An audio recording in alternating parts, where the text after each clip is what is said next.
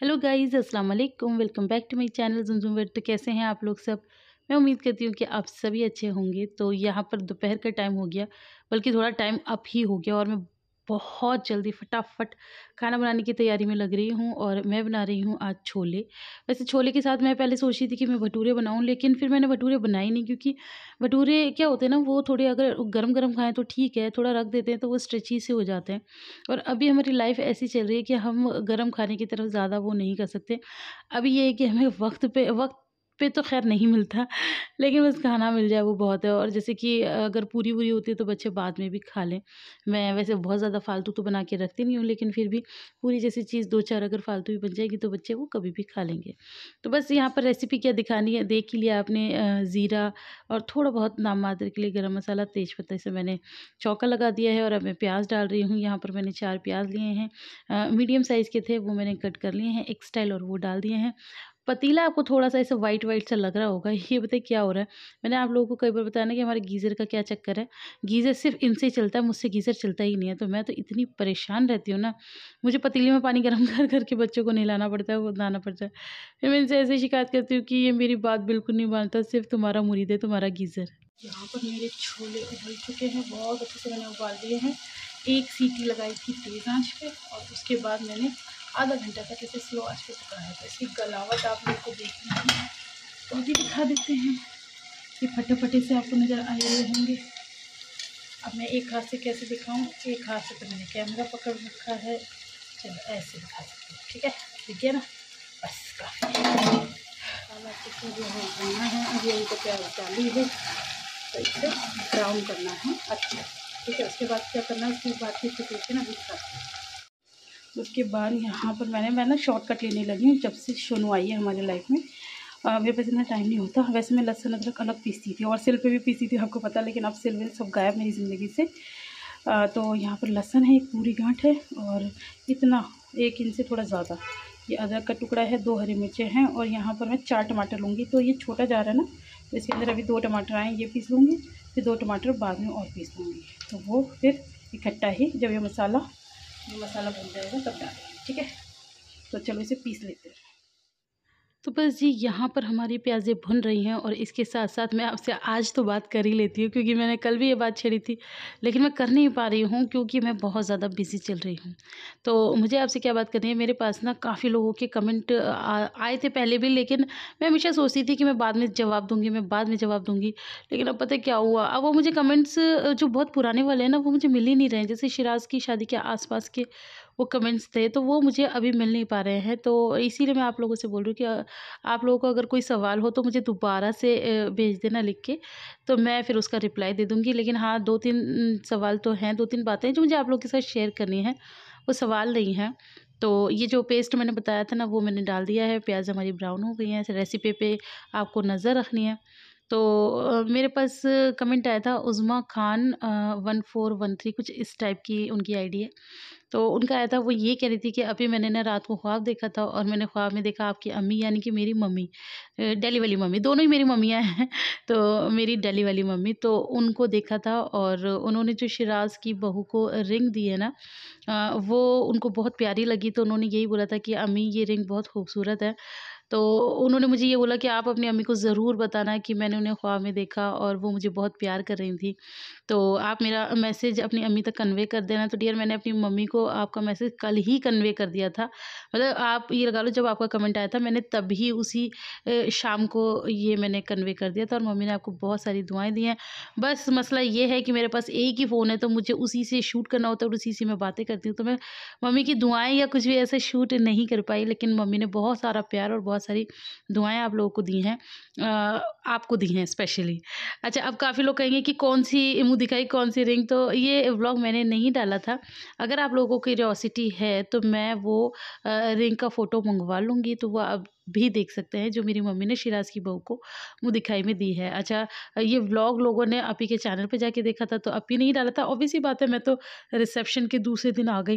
हाँ, रिसेप्शन से याद आया, काफ़ी लोग पूछे थे कि ये शादी कब की थी? तो ये शादी पिछले महीने की 13 तारीख की शादी थी, 12 की हल्दी थी, 13 की शादी थी, 14 का वलीमा था और 15 की बिल्कुल सुबह मैं आ गई थी।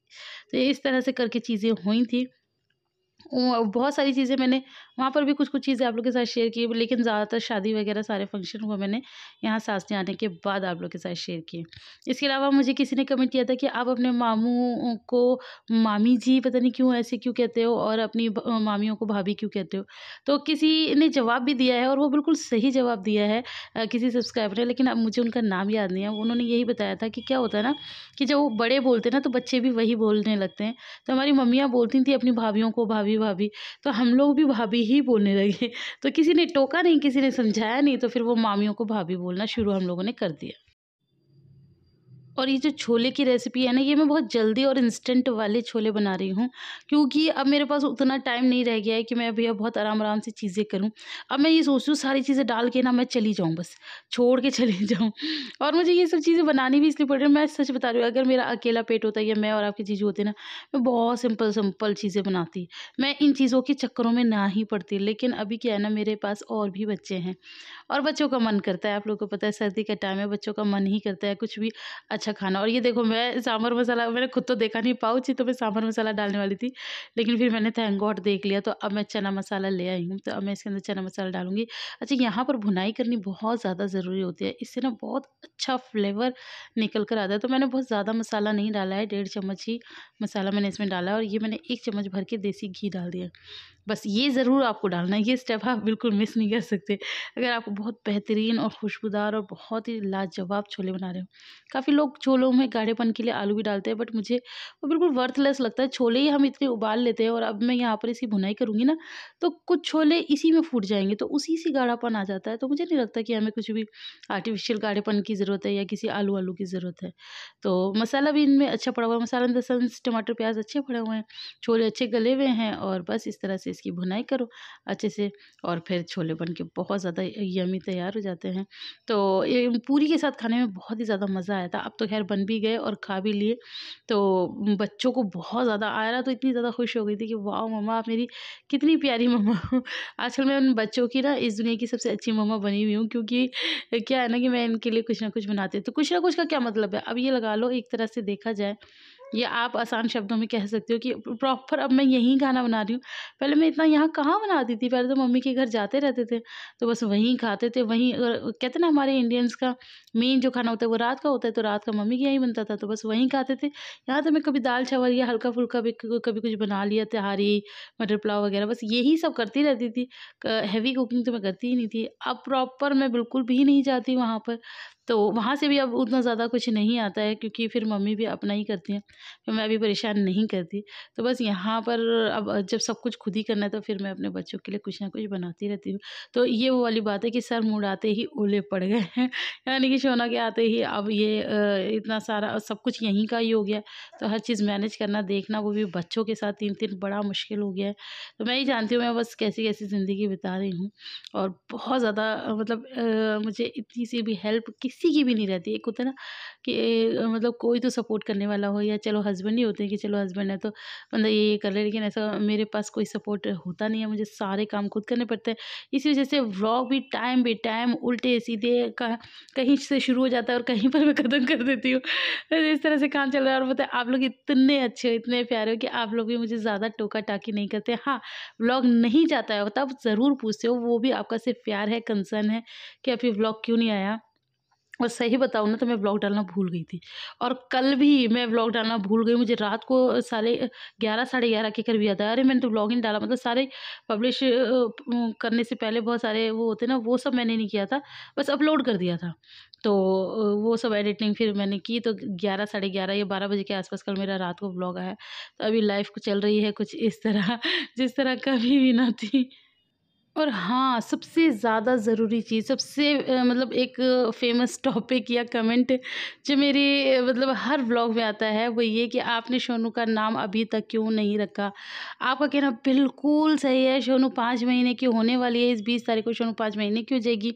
तो काफ़ी लोग कह रहे हैं कि ये बहुत गलत है। मैं आपको सही बात बताती हूँ कि मैंने सोनू का नाम रख दिया है और ये मैं दिल्ली से ही मतलब मैंने रखा था।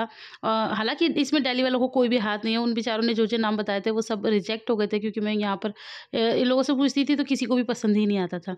फिर मैंने यही सोचा कि अब मैं ना दिल्ली वालों से पूछी और ना मैं किसी और से पूछी, अब मैं ना जो मुझे पसंद आता है वो नाम बोलती हूँ। और इस बार ना पापा ने बहुत सारे नामों को रिजेक्ट किया, तो इस बार मैंने थोड़ी-सी चालाकी खेली कि फिर मुझे जो नाम पसंद आया फिर मैंने वो मम्मी को बोला कि मम्मी देखो अब ये नाम है, अब आप बताओ। तो मम्मी ने कहा ठीक है भैया अब यही रख लेते हैं।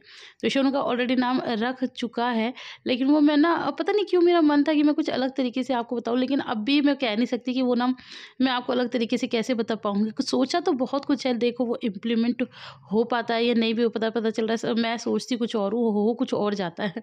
तो इंशाल्लाह वो आप लोग के साथ जल्दी रिवील करूँगी, सादा तरीके से या फैंसी तरीके से, ये तो वक़्त बताएगा और वो वक़्त इंशाल्लाह जल्दी आएगा। क्योंकि मेरी चीज़ें ऐसी ही होती है। मेरा कहती है अभी आप इतना स्ट्रेस क्यों करती हो? तो मैं उसको ये बोलती हूँ कि मुझ में इतना टैलेंट नहीं है भैया कि मैं बहुत कि लोगों का ये बनाना चाहूँ, कुछ नहीं है। बस मेरी चीज़ें ऐसी हो जाती हैं क्योंकि मैं एक ऐसी इंसान हूँ जो सबको लेके चलती हूँ। मैं ना कोई भी डिसीज़न ऐसे खुद नहीं लेती, ये बात मैंने आप लोगों से पहले भी शेयर की हुई है। वरना आजकल के टाइम पे ये होता है कि कोई किसी से नहीं पूछता, बस अपने बच्चे का नाम लोग खुद रख लेते हैं। लेकिन मेरे साथ ऐसा नहीं है, मेरे साथ हमेशा ये रहता है कि मेरे मतलब स्पेशली मेरे ससुराल वाले तो हमेशा खुश रहें, उनको ये कभी भी एहसास ना हो कि मैं अपने आप को ज़्यादा तवज्जो दे रही हूँ या मैं अपने मायके वालों को ज़्यादा तवज्जो दे रही हूँ। और जबकि उन बेचारों को तो मैं इतना देती भी नहीं हूँ जितना कि मैं अपने ससुराल वालों को देती हूँ। तो इस चक्कर में ही बस सोनू का नाम नहीं रखा जा रहा था, लेकिन अब माशाल्लाह रख गया।